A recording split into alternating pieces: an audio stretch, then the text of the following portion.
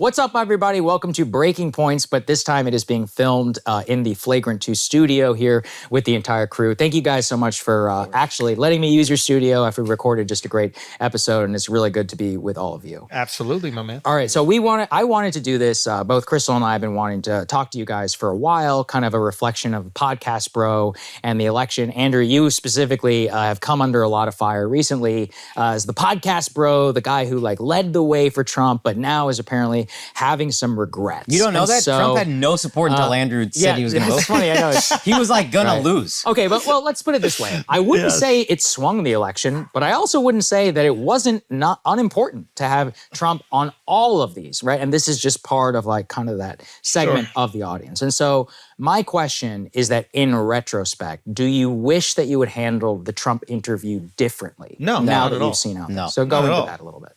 No, okay. I don't regret a single thing about it. I don't know why that.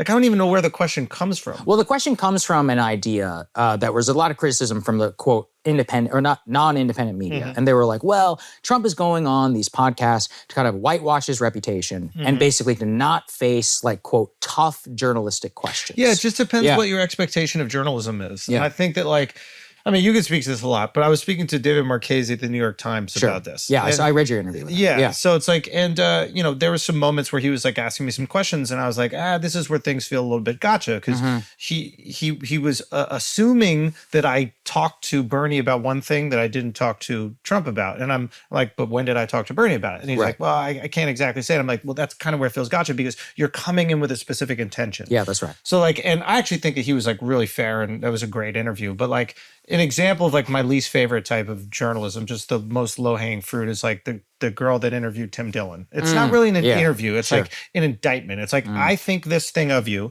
and I seek to prove that to my audience. I'm not coming here with any curiosity. So we don't see ourselves as I can't speak for the guys, but as journalists so much to say it's just people that are having conversations that we're curious with. Now, I understand that when you get a lot of people listening, you should, if you're a responsible person, think about what you owe, I guess, to the audience and have that discussion. That's fair. And don't get me wrong. But I don't subscribe to this idea that you have to ask these hard questions that you're not curious about, or people that watch will criticize you. It's you don't have to watch. Sure. If you're in front of me, I'm going to ask you the things that I'm curious about. People are like, why don't you ask him about Epstein? I'm like, oh, so he can give the same fucking answer he's given for the last 2 decades? It's he's not going to immediately sit down with me and then after 3 questions be like, we used to fuck them kids. That's not how these things work. So for me, I think one of the reasons for the rise in podcasting opposed to normal or traditional media is that you have people asking questions that they're authentically interested in instead of asking questions that they think that their boss wants them to ask, or they're worried their base wants to ask. Because now you're not even curious in the questions you're asking them out of fear of retribution from your audience, and now you're captured by your audience instead of your own curiosity. And I would also say, absolutely. There are, at that point, in the polls, they were actually neck and neck, and Trump always overperforms in polls. So I don't know what impact we actually had, but there were 2 candidates left for president of the United States. I don't want to talk to both of them. I want to talk to both of them. And second of all, there's things we all talked about that we wanted to ask Trump, but I could do the thing that feels really good where I ask a gotcha question and I dunk on you, and then he gets up and he walks off and he says, go fuck yourself. I know, I've seen enough interviews with this guy to know I have to relate to him on a human level, and then when he feels safe, maybe he'll answer the questions I want to ask. Are you going to run for a 3rd term? Are you willing to tone down the rhetoric? I got to ask those questions, but you had to get to the point where he's willing to answer those questions. Sure. Yeah. So I could have done the thing that feels good and dunked on him, but we would have gotten absolutely nowhere. And who does it feel And that's a good tactical for? thing. No, it's important. You just have to have the things that you want to ask and ask him. And I had 3 things I wanted to ask him about. I asked him about those 3 things. Okay. And that was it. Right. Yeah. I will say my only wish is that Kamala came on. Yeah. I mean, that's really more to me, of an it seems indictment. like a Nixon Humphreys thing where they have the laugh-in moment and Nixon does it and it turns out great. And that it was a strategic blunder from their side to not go on to these, non-traditional platforms. Alex, anything? Same. Ditto what Mark said. Well, I think the question then is, if we have Kamala on, you really can't say anything because we're going to ask Kamala the same questions. Right. We're going to have the same curiosity. We're going to laugh with her. Yeah. We're going to make her look like a human. Exactly. And the authentic curiosity is going to shine through. And if she bombs the interview, that's on her. If she does great, that's on her, just like with Trump. But we're going to ask the things that we're curious about. And I think that like the numbers show that if you look at anything from Rogan, you look at anything to like Alex Cooper, it's not just this right-wing thing. There's a left wing. When people are asking the questions that they're curious about, the interviews are indulged far more. When they're doing puff piece things, like when Alex Cooper had Kamala on, nobody gives a fuck about it. And I think that tells you everything you want. Yeah, I don't disagree at all. But if we were to flip it around, if Trump were to come back today, which we hope he will, right? Yeah. Like, I hope you guys I put would it. talk to him again. You're asked. They put a statement out about you guys. Would it be different tonally this time around? Now that you've actually had him in office, and would you feel how would you feel as somebody then who had been critical of him walking into that? Like tonally, would it be different in terms of the tenor that you might take and asking a follow-up question? Here's the thing. Like, and we said this before. Like, I'm not in one of your fucking cults. Like, I'm not in the right wing cult, the left wing cult. I'm a free American, and I'll ask whatever fucking questions I want to ask. Okay, so like, for me, when somebody's in power, that's not when you relax, especially if it's a person that you voted for. That's where you hold them to their promises. So like Trump comes back on, which he's absolutely invited to come back on. He's the leader of the free world. I want to know what's up with the Epstein shit. Like, you campaigned hard, your boys campaigned hard, your girls campaigned hard on it. I want to know why we're not seeing it, and why I want to know why you like were so flippant about it. You know? So I want to know that. I want to know what's going on with the foreign wars, and specifically, is diplomacy harder than you thought? And what are the restrictions to your power when it comes to diplomacy? And like, you've been president already, you must know that diplomacy is difficult. Why do you think it would be easier this time around? And what are the hiccups? So like, I want to know these things, but it's not about like a different tenor or anything like that. When you're running for president, it's hope. What will you do? You're selling me dreams. Sure. Right? Yeah. And when you are president, it's delivery. And delivery is way harder than hope. You know what I mean? Like, I loved Obama. I voted for him. I was so excited about Obama. I know that you're not a big fan, but to me, yes. And it's like, he sold us hope so well. Some people will be like, he under-delivered on that hope. Some people will be like, he over-delivered. It was amazing to see what he got accomplished.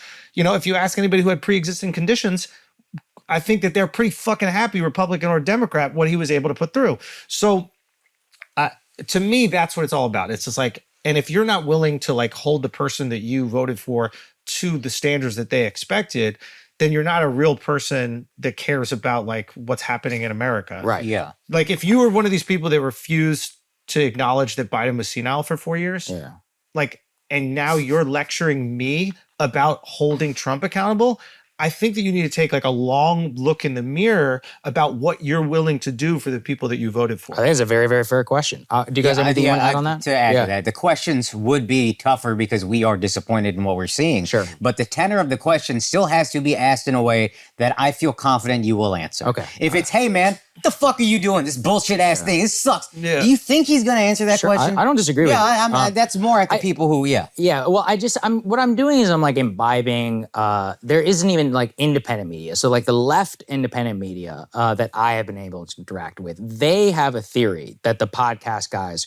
were basically taken for a ride. Like, they're looking at it as, look, Trump knew that he wasn't going to get asked anything that he might get on NBC News or anywhere else. He basically wanted to use the audience to convince them that he was a normal dude and get them to vote for him. And that in retrospect, isn't that what every politician does? Well, I agree.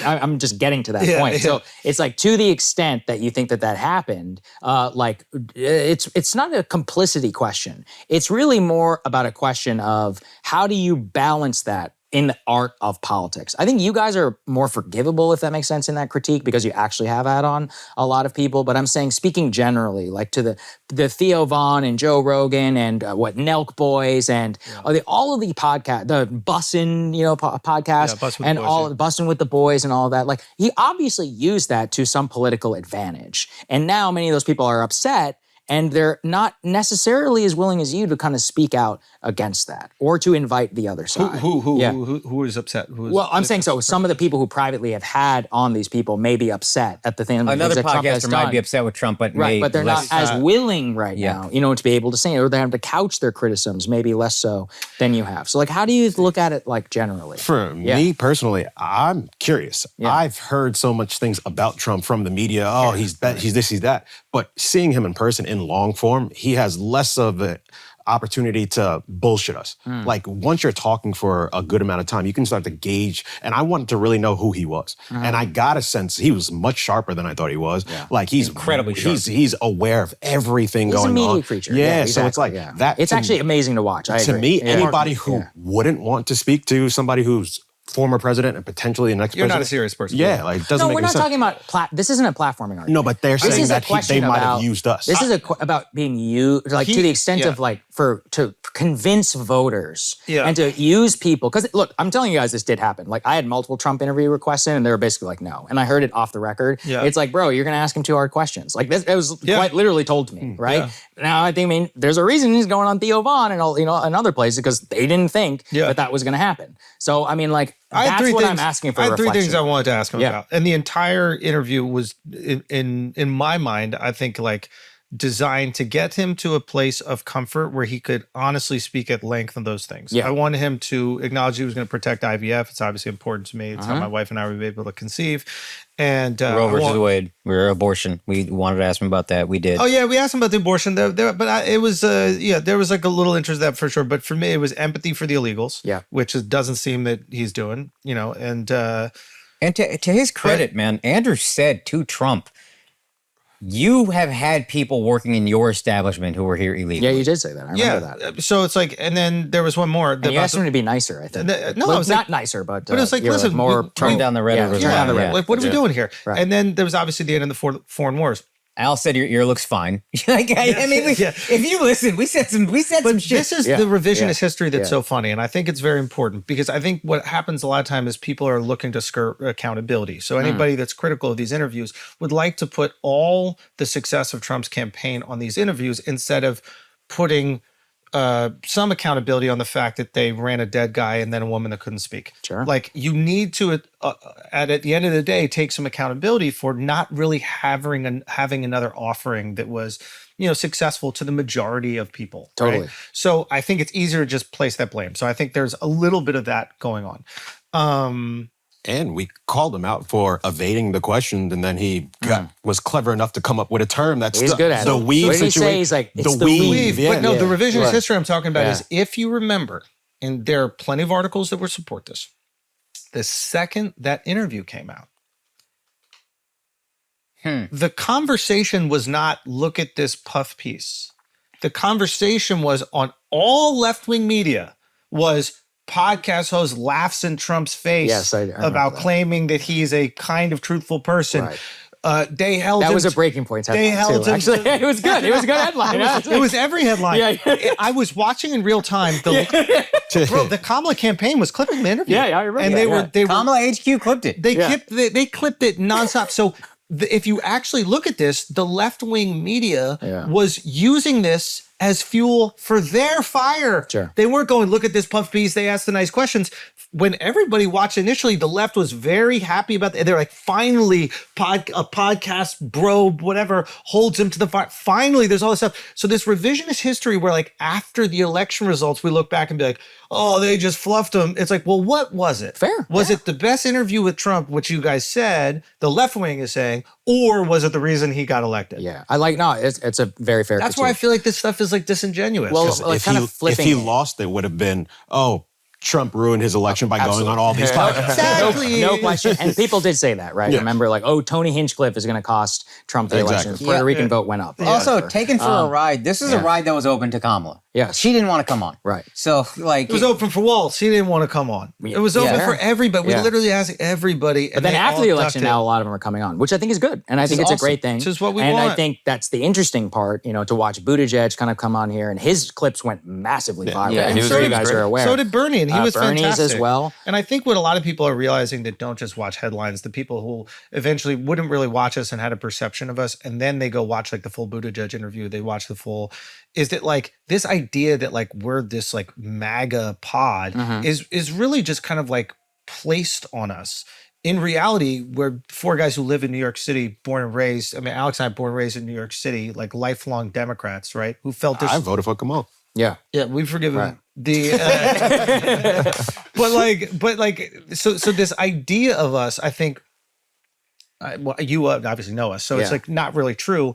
And then I think people are trying to grapple with when they watch the Buttigieg interview, like what they thought we were and then what we actually are. And that's what happens when you only read and watch headlines. Now, what I always say is like, we're accountable for that. When we put content out on the internet, it can be cut and sliced in all these different ways. So like, that's not their fault. That's our, I don't want to call fault, but we're accountable. That's totally fine. Right. That's the game we play. Of course. And eventually we hope that enough different voices come on the podcast, as we'd always endeavored to do, where people get a better sense of us.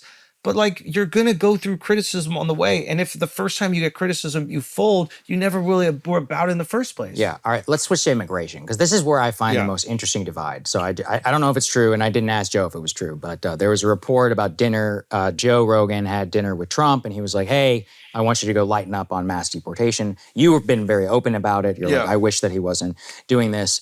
That's the one thing where I'm like, you really didn't know what you were voting for? Like, there was a sign that said mass deportation at the RNC, right? Like, it literally said it. He said, I'm going to declare the Alien Enemies Act, and I'm going to deport them immediately on day one. Yeah. Like, it was always open season. There was no distinction, criminal or not. Maybe sometimes, but like, it was pretty open. It's like, if you're illegal, you're going home. Yeah. So, I mean, look, I understand realpolitik and you have to balance certain things, but that's where I've seen some of the like, come on, guys, like, what are you talking about? Yeah. Like, in your pushback here against Trump, like, you quite literally voted for this. Yeah, that's reasonable, but I didn't bring up immigration when I said these weren't the things I'm voting for. Okay, fair enough. That's where that's where it's disingenuous. Right, I was specifically talking about Epstein, foreign wars, and the budget. Sure. And then they go, look at all this stuff with immigration. That's not what you voted for. It's like, I'm not bringing that up. If I brought that up, then that would have been the context. Obviously, I think the bummer is that like it's a bipartisan supported issue to get every criminal, illegal alien out of here. I think when you start to get the divide is when you have people that have been working for your family for years. You see these hardworking people that are doing these businesses. Yes, they're here illegally. Yes, they came illegally, and they knew if they got caught, they'd be thrown back. That is the game. I get that. But it pulls at your heartstrings when you see like a family being torn apart, or when you see them running into a fucking Home Depot and these guys scattered. It like, you as a human being, you have an emotional reaction to that. Okay. So I have a lot of empathy for that. And that's what I spoke to Trump about. I was like, guys, maybe there's a better way. I don't know how you go about doing it. I don't know how Holman does it. But if you at least bare minimum just started with anybody who had committed a crime, I think you would get a lot more support. Which is what he told us he would do. Well, I mean, look, again, though, I want to be fair to them. Alien Enemies Act was out there. Like, they were like, this is what we're doing. Like, CCOT in El Salvador, they're like, it was honest. Like, no, I don't think that I don't think they were dishonest, but I also don't think that like, you have to agree with every single policy that a president has in order to vote for them. I totally agree. And I don't think that you are accountable for every single one. You could say, yes, you supported it because if you voted for that person, you did 100%, but it doesn't mean you agree with it. Right. You know what I mean? Like, I'm sure there's a lot of people that voted for Obama that might not agree with drone striking a wedding. Are they responsible for those deaths? Right. Is that the thing that they voted for? Like, did I kill those people? No, I wouldn't want that to happen. Right. So I think there's a lot of things that governments do. I think that people that voted for different politicians in Flint, Michigan, they don't feel responsible for all those kids who were poisoned by the lead pipes, but technically they did vote for those politicians that allowed that to happen. So this is one of those things where it's just like, people are hurt, they're angry, and I think that they're trying to like place that blame for that pain and that anger they feel. And I get that that's a human reaction. You're totally allowed to do it, but I'm just going to explain like my perspective on to that. your point, in 2008, didn't Obama say he was against gay marriage? So if you voted for Obama, is it your fault it didn't get passed? Are you a homophobe? 2017, must be a homophobe if you Well, voted the for irony Obama. is he won more votes, and that's how he was able to become And he's president by gay. doing that. Oh, what? Record scratch. I'm just joking, Barry. We love you. Yeah. All right. So the final one, which I think is a very interesting question, is around vibes. And so the biggest critique I have seen, and I'll be honest, I even fell victim to some of this, was you guys were voting on vibes, not on policy. Not you specifically, but this contributed to the vibe-based election where you encouraged people or got people, everyone was in a headspace where the vibe was that Kamala and Biden were awful and that Trump was awesome. So to the extent here that there is regret, was any of it, quote, vibes-based in retrospect? If you remove vibes, because I think vibes is a little bit it's ambiguous. belittling. It's hard no, to... No. Excitement. I think It was in the ether, right? I would say culture. Yeah. Like there's a specific, like they invited me to go to the inauguration and I didn't go to the inauguration. A good move in retrospect. But in my opinion was like, if I go to the inauguration, I'm endorsing everything about you, right? I'm going there and celebrating this moment. It's like, no, you have some ideas that I would like to see implemented. And the second you don't implement those ideas, I'm on that ass. And if you do implement them, I'm going to praise you for implementing the ideas that I believe are good. Sure. But I think when you start going to the events and you start dancing and that kind of shit, then it makes it very difficult for you to hold that person to the fire. Yeah, you look. Which is what we're watching right now. There's a lot of podcast guys who went to the inauguration and now it's all very tepid, right? It's like, oh, well, I wish, it's terrible and they have bad advisors. And I'm like, well, it's not just the advisor. There's some hold the stuff going on. candle to that ass. Yeah. What was the question you were asking real quick? It was about vibes. And it was just a reflection on a vibes-based What vote. I would say is that, like, I think a lot of people were voting on culture and there might not be policy tied to culture. But for example, like one cultural issue I think was the identity politics stuff. I think that there was like an exhaustion by it. And it looked like the culture that Trump was ushering through is like, we're not going to be obsessed with the word police and the identity politics shit, and everything is 40 different genders and you got to put the genders, your pronouns on your bio. Like that cultural shift, I think was very supported. Totally. Especially by like the guys in the manosphere, let's say. And I think that captured people, and that is not necessarily a policy thing, but you have seen a massive shift when you see all these politicians start taking their pronouns out of their Twitter bio, right? You start to see, so I don't know what policy that is, but it does feel like it's a move in a direction for a culture shift that people want to get on board. What do you say? I totally agree. Piggybacking on the culture, I would call that just excitement. Because we've seen with Obama, the way that he got people excited, we have a low voter turnout in general.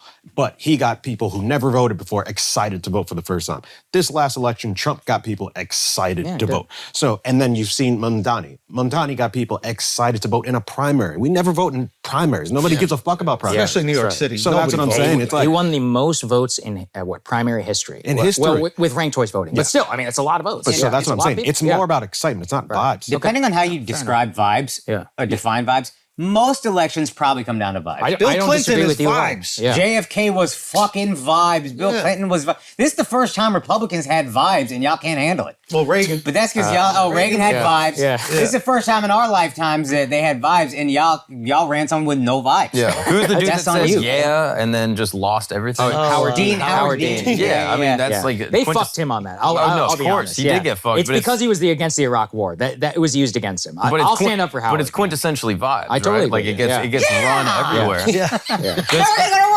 Howard didn't do anything wrong. I'll say it. But I mean, But the vibe, to Mark's I point, agree. and Kamala and her gone. campaign, I think we're also trying to run an equal and counter vibe energy where they were like, we are joy. And we are the party of joy. And those guys are weird and we're joy. They were trying to manufacture vibes. Right. Okay, so then finally... That's the way I would see it. There was a moment where it felt like they were going to break through. I don't know if it was you guys summer remember. 2020. It was like this Or 2024, moment. I mean. Where like it seemed like they were having a big turnout at their live events, and they were looking at Trump, and they were like, "Yo, nobody's showing up to his." bodied him in that debate. And then the first debate, there was a moment where it seemed like there was a lot of positive energy, and I've spoken to a lot of my friends that like were really staunch Kamala supporters and like worked in Democratic campaigns. And what they said to me, which was really interesting, in retrospect, they're like, I thought Kamala was going to blow him away. I thought it was going to be an absolute blowout. And what this showed me is that I was kind of existing in a little bit of a bubble. And I think that that's really helpful. Like, I think it's good that people start to learn that if you're existing in an echo chamber that's not only rewarded by like your friends and community, but also your algorithm, you don't get a real sense of what's happening in the world. And I think being able to pull themselves out of that, they start going, oh, maybe not every person that voted for Trump is MAGA. Maybe a lot of people that voted were just rejecting this democratic institution that seemed to like strip its constituents of the democratic process. And I think now they're starting to realize that. And when you see like Pete or Bernie or any of these guys talk about it, they're quite critical of what happened in these last elections. And that's refreshing. Well, I want to hear more from Pete in particular. Well, he's also part of that. Yeah, he's part of the machine. But even as part of the machine, when he came on here, like he didn't balk at it at all. We asked him. Yeah. But yeah. No, you guys did a good job on that, actually. And to be honest, he will have to still pay for his role like in all of that. Because, I mean, he worked for the guy and he didn't say anything, right? You know, at the end of the day. Yeah. I want to end on the Mamdani point, which is what you were talking about. Yeah. And you've quite a bit of news. MAGA's very pissed off at you. They're like, how is a Muslim socialist Be America pissed at me, first? Be pissed at me. But the question... As long as both extremes are pissed at me, I am in the perfect space. All right, so then but let's talk about the New York vote first comment. Yeah. Because, okay, then to the extent you're a guy in our culture, Matt Damon's and Jason Bourne's in your fucking promo video. Shout out, Matt. That's pretty big. All right, so the question then on that front is, as somebody who voted for Trump and then can look at a guy like Mamdani, who if you were to watch Fox News, everyone's like, this guy's a Muslim socialist, he's going to destroy New York. And you look at this person, you say this person is New York first. What in the culture leads you to that conclusion, and then also to like surmise his victory here in the Democratic primary in New York? I mean, New York first to me means he's trying to address issues that New Yorkers have instead of gaslighting New Yorkers into thinking they don't have issues. So like the specific moment happened obviously when they're all on that like little like public access debate stage. It was embarrassing that the greatest city in the history of the world, they got like 3 fucking disposable cameras that they're videotaping this on is like plastic we're in a nicer podium. studio right now. The fuck is going on? Yeah, right. We should have lent them the studio, right? So, and then they all ask him where their first foreign trip is going to be, which is not important to New Yorkers. If I can't pay rent, where you go for your first foreign trip is not important. Okay. And then he goes, I'm not leaving. I'm going to stay right here and work for New Yorkers. Immediately, that's a New York first mentality, right? Him doing the halal shit feels like New York first. Him saying rent freezes. Now, keep in mind, I disagree with a lot of his policies. And I am really curious to see how he will enact them. One, I think they'll be quite difficult given like the structure of our democracy. Like you're going to have to deal with Albany to raise taxes. I've talked about this as well. God, it's a procedural point which non-New Yorkers actually have no idea about. The way this place is run is insane. It's very difficult, right? So I do think that he'll have difficulty in executing these things. But when you want to talk about vibes, you want to talk about culture, what he is bringing forward is an idea that he is fighting to get people in New York the things that they need. And what they need is savings. What they need is, hey, did I get it? Yeah, I think you got it. Oh, you got it. No, No. What they need is All right, we're gonna clip screens on our windows. No. But like, so like when I say he's New York first, it seems like he's actually trying to serve the people of New York the things that they desperately need. And do I agree with his solutions? No. Can he convince me when he comes on to the podcast? Sure. I would love to learn why this works. From the people that I've spoken to, like I can see some downstream effects, especially with like the rent freezes and stuff that might hurt.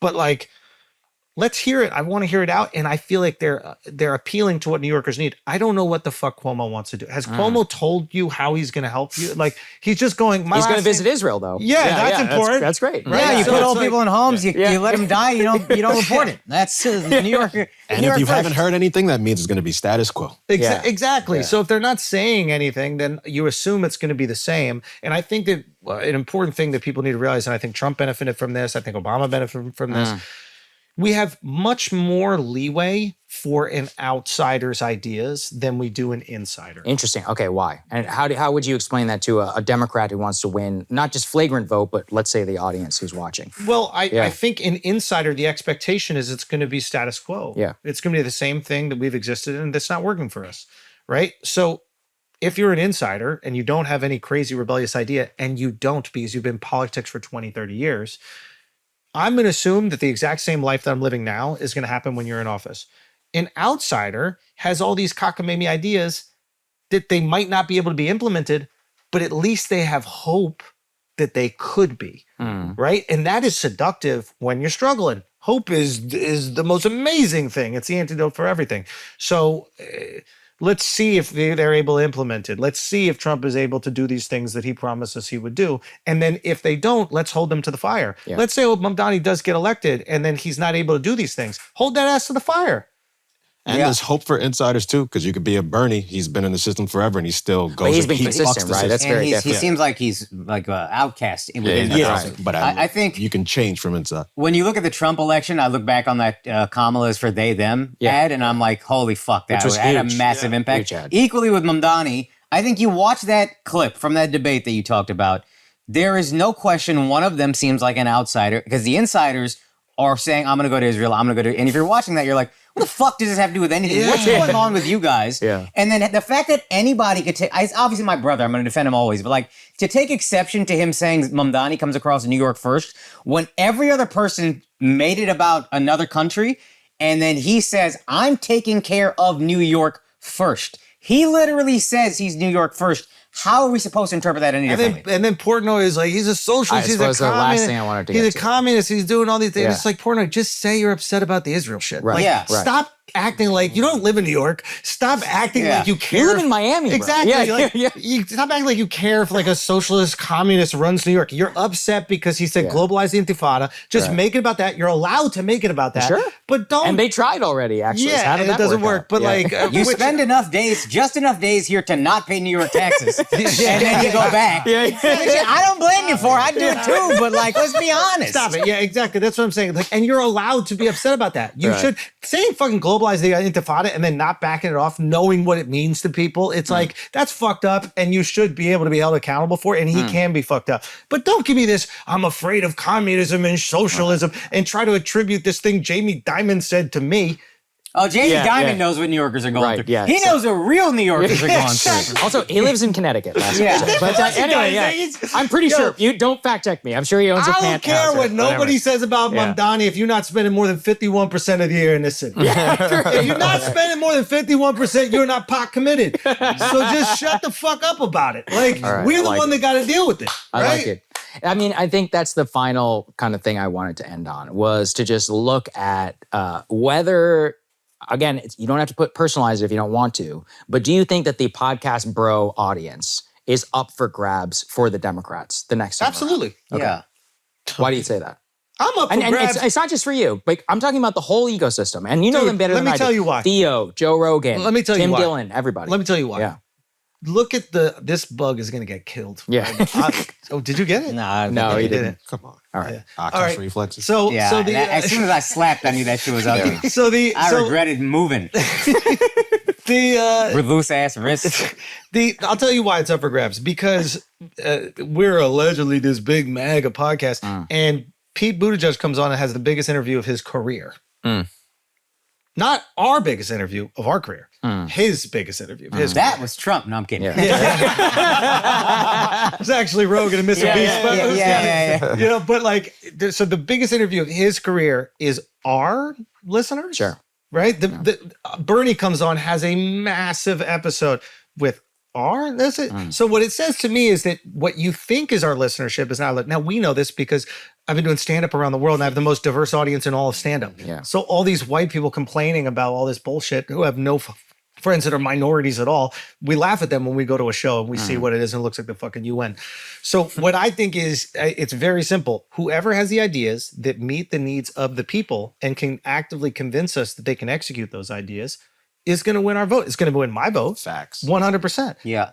Trump had better ideas to me, okay, than what I saw from the institution, the Democratic institution, which had a guy who is dead as president and then inserted another person that none of us voted for even in the primary in the first place. To me, that subverts democracy, and I don't like that. I'm an American. Yeah. Not to mention the class issue. I think inflation and then a lot of foreign wars is an issue that can be won by either side. Yeah. Like, and if Go on that. if Democrats decide that they're going to really focus on that in the next election, then I think people, regardless of which political aisle they fall into, will be responsive to it. Can I bring up to Keep that going. point real quick? You're the one on a time AOC deadline, right by the way. here, my boy. Don't worry about that. We can stretch a little bit. This is like a very important thing, I think, for Democrats to know. When the Republican Party wins union support, it is something that you've got to pay very close attention to. If the Democratic Party does not stand for union workers, what does it stand for? Mm-hmm. What does it stand for? I agree. Identity politics? Yeah. I don't know. I mean, I think that's what happened. Yeah, I'm with you. The Democratic Party should hold down union support. And when they decide to either not endorse anybody or some of them endorse Trump, you have to realize that there's something else going on here, right? Like, and I know that's what I would say. Like, how does Trump appealing with Republican policies to union workers? Right. Where the fuck do those cross? So what I think it is they just felt like the Democrats weren't answering any of their concerns at all. To me, it seems like really what you're saying is everything has to be outsider, which is a really interesting problem for the Democrats because it's a party that venerates insiders and punishes outsiders. Guys like Ro Khanna, who I know you guys recently had on. And that'll be the interesting war for them. And maybe they will pick a Buttigieg who's able to speak to you and also, Mr. MSNBC. I think it's outsiders. All right. I think they'll get it. I hope that you're right for the sake of the country. I'm still personally skeptical. I think people are just disillusioned. A lot of the people, if they listen to this podcast and vote for Trump, they're just disillusioned with how things was. Yeah. He seemed like things would be different. Now they're not. I guarantee you a lot of people listening to this podcast are disillusioned with him right now. Yeah. So bring us somebody that feels different, that will do differently, and then they'll vote for that person. I like it. Okay. Vibe check question from all of you. JD Vance, if he runs in 2028. I think What's your vibe check on him? I think JD Vance is going to have to grapple with one of the most difficult things in the history of this country. And that is like how AI will fundamentally change the workforce.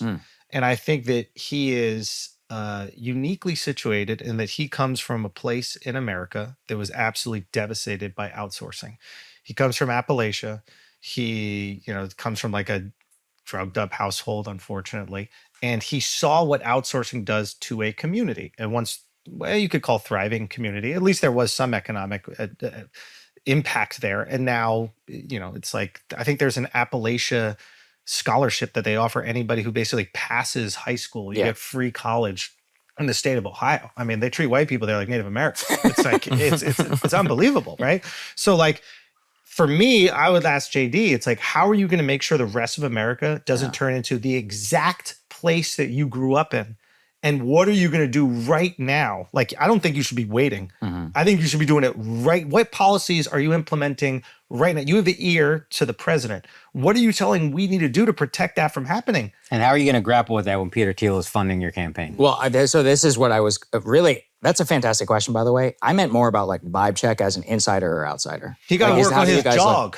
That jog was suspect. Vibe check seems JD. He seems insidery to me in that he just seems like a politician. I think he's a brilliant chameleon. I'm sorry, and he will mold to whatever he needs to be. Because the fact that he called Trump Hitler and he's now his vice president, how the fuck does that happen? Keeping my personal feelings out of this because I genuinely want to know. Like, I'm like, how do you guys feel? I think that I think we don't really know what. I think. Like you mentioned the Thiel thing. I know Theo was upset about that. I'm very because they've invested in him for a long time now. They put a lot of money in, so they're eventually going to ask for something for that. And I don't know, maybe Trump doesn't get all that big tech investment if JD's not there. Who knows? But they didn't. I think so. They didn't sign on until JD was announced. Fair. Yeah. So that's the name of the game, and I'm sure JD's aware of that. So the thing about JD is that there's, without a question, he's been doing defense for Trump, right? So he is obviously very intelligent. If you treat him like some country bumpkin, you're a fucking idiot. He's going to walk all over you. He's ready for every fucking interview, and the emotional intelligence is through the roof. The guy is broke as shit growing up, ends up going to Yale, offers nothing to the Nepo babies and oligarchs' kids at Yale. He offers nothing. And somehow manages to navigate that social strata, which is very difficult, even if you're a Nepo baby. I agree. I've known JD since 2015, so I agree with you. What I think a lot of times Dem is they're not really treating him with maybe the respect that they and fear that they should. Okay. Once he's unleashed, we're going to see what happens. But he's not allowed to be unleashed yet. He's in defense mode for Trump. Trump fucks up. JD goes and explains it in a way that everybody goes, oh, that is kind of a good point. You know, she's like a think tank for when Trump does something that's unpopular. I want to know what he got to do. But yeah, he's going to have a massive issue depending on how Trump's, second term actually finishes, because he'll ultimately have to answer for a lot of the domestic as well as the foreign policy decisions. And if there's some type of like foreign invasion in Iran, then he will either have to distance himself internally, which, as we know, Trump is adamant about loyalism. Let's be honest. So he's here now criticizing Zelensky in the White House, and then we'll have to somehow backtrack on that if he's trying to get elected, or he'll have to try to justify an Iran invasion if in the event that happens. Hopefully not. And I think that it'll be consequential if he tries to run. I think if Trump ends his term really poorly, I don't think he wins a primary. And if it ends really well, I think Trump is going to run for a third term. So what's he gonna do? I like it. Guys, Andrew, you got to get out of here. Thank you guys so much for having me, letting me use the studio. Anytime, bro. We We love love you, you. buddy. We appreciate you. Hey, if you like that video, hit the like button or leave a comment below. It really helps get the show to more people. And if you'd like to get the full show